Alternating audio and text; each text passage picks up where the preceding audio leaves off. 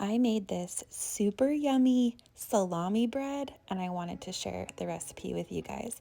I found this from another episode of Girl Meets Farm. I'll link the exact recipe below, but you start with some flour and then to that you add some salt. I'm not going to say the exact measurements because you can just go look at the recipe for the exact measurements for all this, but here is some instant yeast. Sprinkle that into the flour and the salt, and then you add in your room temperature water.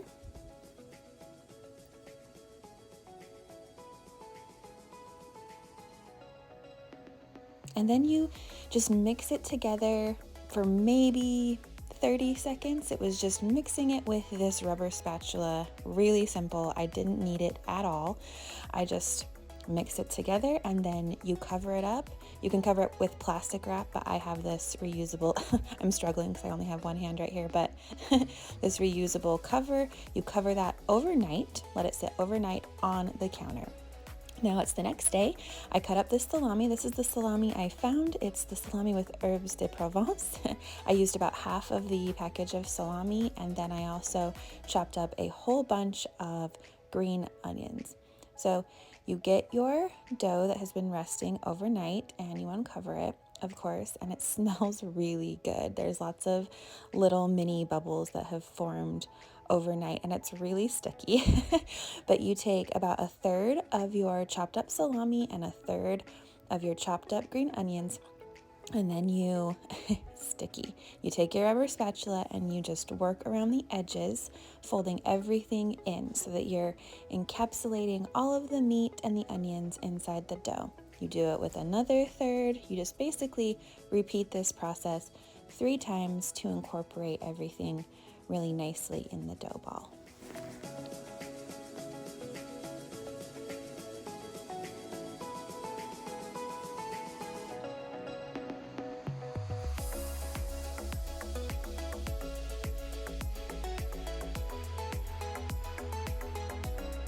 Once you've done that 3 times, you set some parchment down on the countertop with some flour. You're gonna need a decent amount of flour because it's really sticky. I had to get my hands in some flour here because it was really sticky.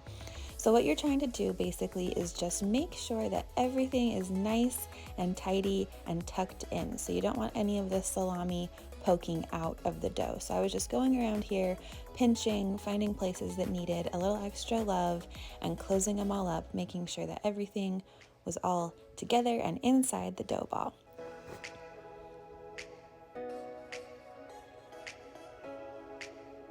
Then you sprinkle the top with a little extra flour.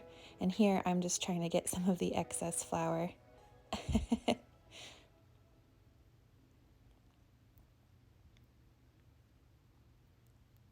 Look at that face.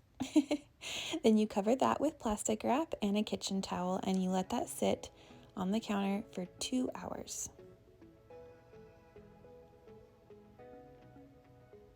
When you come back to it, it should have about doubled in size.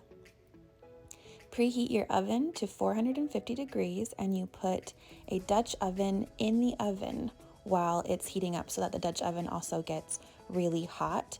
And once it's up to temp, take it out and you take the lid off, of course, and then you transfer your dough on the parchment paper over to the Dutch oven. And then you'll cover it and you bake it for 30 minutes. Then after that 30 minutes is up, you take the lid off and you bake it for an additional 20 minutes. This really couldn't be any easier. I was kind of intimidated at first, but it was maybe one of the easiest bread recipes I've ever made. And look how gorgeous it is when it comes out of the oven. I mean, I was so proud of this. And it smelled so good because that salami had baked into all of the dough, into all of the crevices of that bread.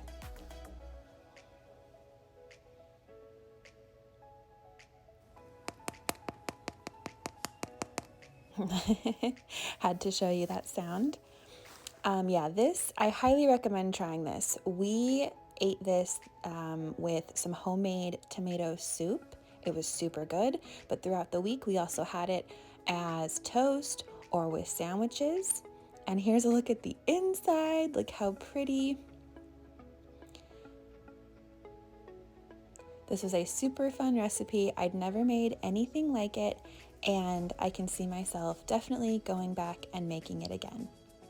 Thank you guys so much for watching this with me. I hope you enjoyed.